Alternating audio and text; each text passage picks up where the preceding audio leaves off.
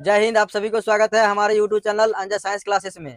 आज हम class 10th का केमिस्ट्री पढ़ेंगे, जिसका पहला चैप्टर है रासायनिक अभिक्रियाएं एवं समीकरण।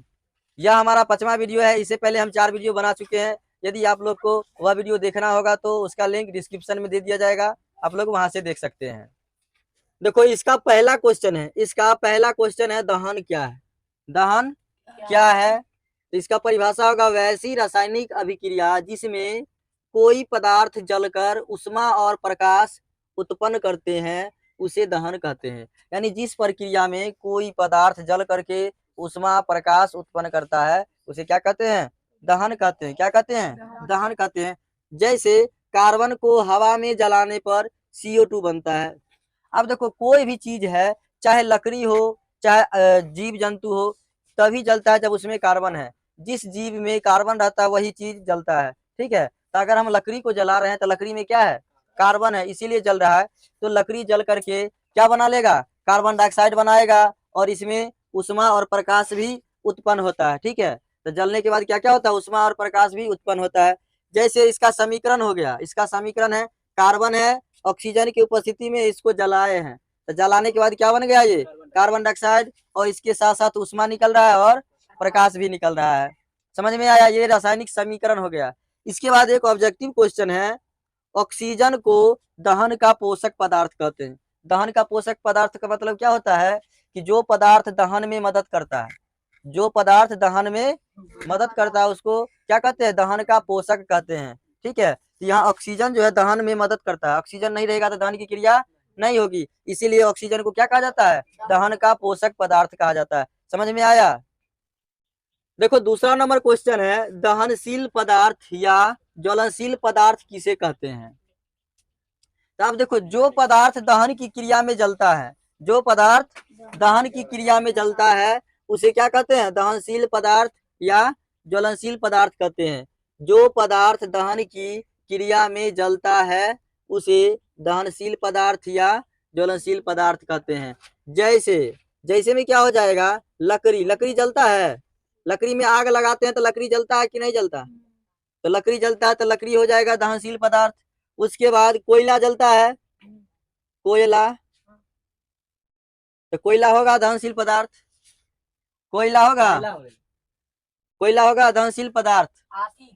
अगर हम कोयला हो गया, हाँ चलो, गैस जलता है, गैस LPG, LPG को जलाते हैं तो LPG जलता है, तो LPG क्या हो जाएगा? दहनशील पदार्थ हो जाएगा। इसके बाद प्लास्टिक जलता है क्या? प्लास्टिक, प्लास्टिक जलता है, प्लास्टिक दहनशील पदार्थ हो गया। जो पदार्थ दहन की क्रिया में जलता है उसे क्या कहते हैं? दहनशील पदार्थ कहते हैं। इत्यादि, हाँ इत्यादि, इत्यादि। ध्यान दो। अब तीसरा नंबर क्वेश्चन है, अदहनशील पदार्थ या अज्वलनशील पदार्थ किसे कहते हैं? इसका परिभाषा होगा, जो पदार्थ दहन की क्रिया में नहीं जलता है उसे अदहनशील पदार्थ या अज्वलनशील पदार्थ कहते हैं। यानी जो पदार्थ दहन की क्रिया में नहीं जलता है उसको क्या कहते हैं? अदहनशील पदार्थ कहते हैं। जैसे जैसे अगर हम ईंट में आग लगाएंगे, ईंट जलेगा? ईंट से प्रकाश निकलेगा? नहीं निकलेगा। उसके बाद अगर हम बालू, बालू में आग लगाएंगे तो बालू से क्या निकलेगा? प्रकाश नहीं निकलेगा, तो बालू हो जाएगा। पत्थर देखिए, पत्थर में आग लगाएंगे तो क्या निकलेगा? प्रकाश नहीं, तो इत्यादि हो जाएगा। ये सभी क्या है? ये सभी क्या है? अदहनशील पदार्थ। क्या है? अदहनशील पदार्थ।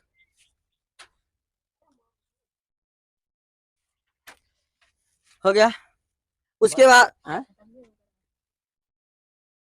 उसके बाद 4 नंबर में है, दहन के लिए आवश्यक शर्तों को लिखे। चौथा क्वेश्चन है, दहन के लिए आवश्यक शर्त। अब कोई भी पदार्थ कब जलता है?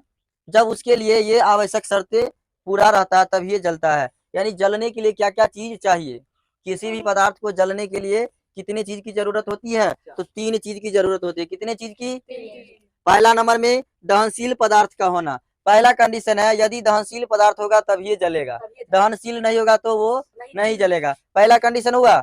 दूसरा नंबर में दहन के पोषक पदार्थ यानी ऑक्सीजन की उपस्थिति। अब ये भी होता है, ऑक्सीजन नहीं रहेगा तब भी आग नहीं लगेगा। यदि ऑक्सीजन नहीं रहेगा तो आग नहीं लगेगा, ये लकड़ी नहीं जल सकती है। समझ में आया?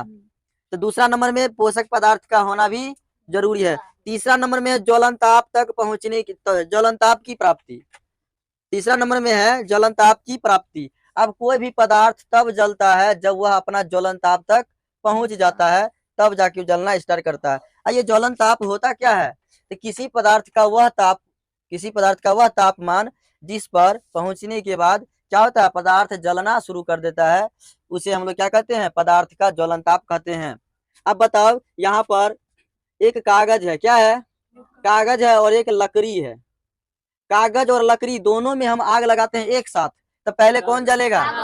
कागज, क्योंकि कागज का ज्वलनताप कम है, इसका ज्वलनताप क्या है, कम है। किसके तुलना में? लकड़ी के तुलना में इसका कम है और इसका ज्यादा है। समझ में आया कि नहीं आया? इसका ज्यादा है। कोई दिक्कत इसमें? तो ज्वलनताप समझ में आया? वह तापमान जिस पर पहुंचने के बाद कोई पदार्थ क्या होता है, जलना शुरू कर देता है, उसे उस पदार्थ का ज्वलनताप कहते हैं। जब तक नहीं जलता तब तक माचिस जला के उसको सटाए रहती है कि अब जल जाओ, अब जल जाओ। तो गर्म होता है, तो गर्म होने के बाद तब आग पकड़ लेता है। होता है कि नहीं होता है? समझ में आया? तो अगला क्वेश्चन है 5 नंबर में, ज्वलनताप किसे कहते हैं? इसका आंसर होगा, जिस न्यूनतम ताप पर पहुंचने के बाद कोई पदार्थ जलना शुरू कर देता है, उसे उस पदार्थ का ज्वलनताप कहते हैं। यानी जिस ताप पर पहुंचने के बाद कोई पदार्थ जलना स्टार्ट करता है, जलना शुरू कर देता है, उसे क्या कहते हैं, उस पदार्थ का ज्वलनताप कहते हैं। और सभी पदार्थ का ज्वलनताप अलग अलग होता है। जैसे अगर हम कोयला रखेंगे और एक तरफ लकड़ी रखेंगे, तो कोयला और लकड़ी दोनों का अगर एक साथ जलाएंगे तो पहले लकड़ी जलेगा, कोयला थोड़ा देर से जलेगा, क्योंकि कोयला का ज्वलनताप अधिक है और लकड़ी का कम है।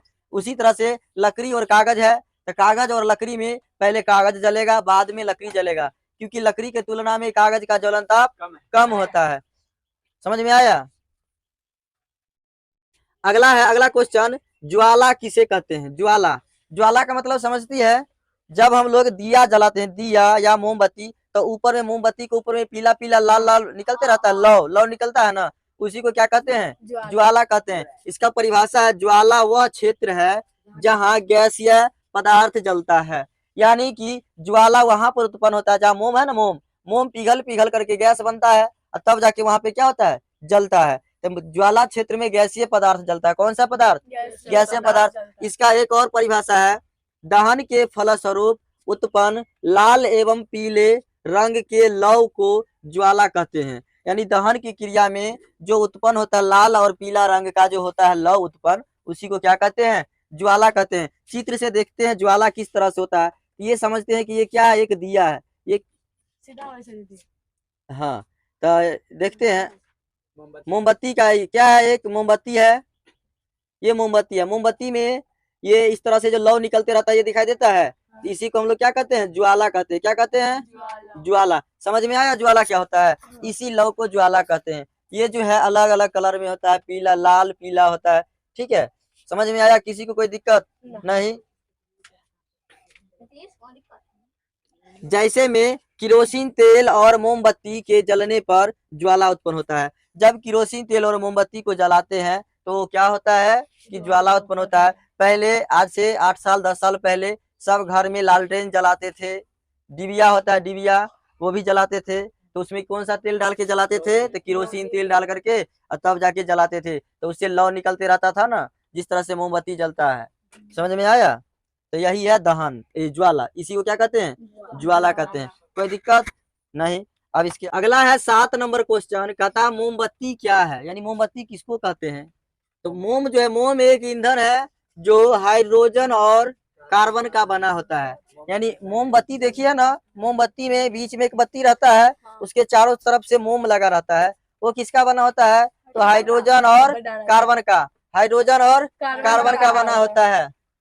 देखो ये क्या है, ये मोमबत्ती है, क्या है ये, मोमबत्ती है। मोमबत्ती में देखो बीच में क्या है, बत्ती है, और इसके चारों साइड से क्या लगा हुआ है, ये सब जो है ये मोम है, क्या है, इसी को हम लोग क्या कहते हैं, मोमबत्ती। ये जो मोम है ये हाइड्रोकार्बन है, हाइड्रोजन और कार्बन का बना होता है। समझ में आया? तो यहाँ पे लिखा हुआ है ना कि जो हाइड्रोजन और कार्बन का बना होता है, जब मोम के बीच में बत्ती डाल दिया जाता है तब वह मोमबत्ती कहलाता है। यानी ये मोम के बीच में एक बत्ती है ना, तब जाके इसको क्या कहते हैं हम लोग, मोमबत्ती कहते हैं। समझ में आया? देखो अगला है 8 नंबर, मोमबत्ती की ज्वाला को कितने भागों में बांटा गया है। यानी मोमबत्ती है ना, देखो मोमबत्ती का चित्र इस तरह से होता है। ये क्या है? मोमबत्ती है। क्या है? मोमबत्ती। और ये मोमबत्ती की जवलन ताप है। ज्वाला है, ज्वाला। हाँ, ये मोमबत्ती की ज्वाला को कितने भागों में बांटा गया है? तो 3 भागों में, मुख्यतः 3 भागों में बांटा गया है। तो बाहरी भाग 1 नंबर में है, बाहरी भाग। बाहरी भाग को हम लोग प्रकाशहीन मंडल कहते हैं। ये सबसे बाहरी भाग है। इसको क्या कहा जाता है? प्रकाशहीन मंडल। क्या कहा जाता है? प्रकाशहीन मंडल। यहाँ पर क्या होता है, बाहरी भाग में ये ऑक्सीजन पर्याप्त मात्रा में मिलता है। ऑक्सीजन पर्याप्त मात्रा में मिलता है, जिसके कारण यहाँ पे पूर्ण दहन होता है। यानी जलने की प्रक्रिया यहाँ पे अच्छा से हो जाती है।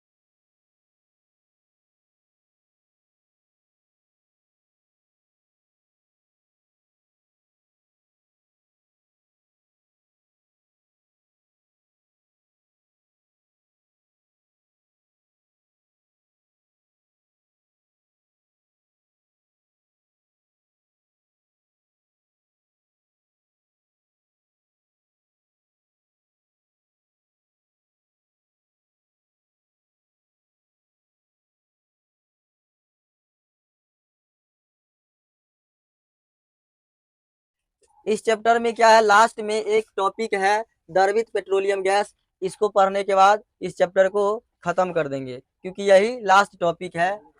देखो ये एलपीजी जो है, द्रवित पेट्रोलियम गैस, ये बना किसका होता है? तो यह ब्यूटेन, प्रोपेन और एथेन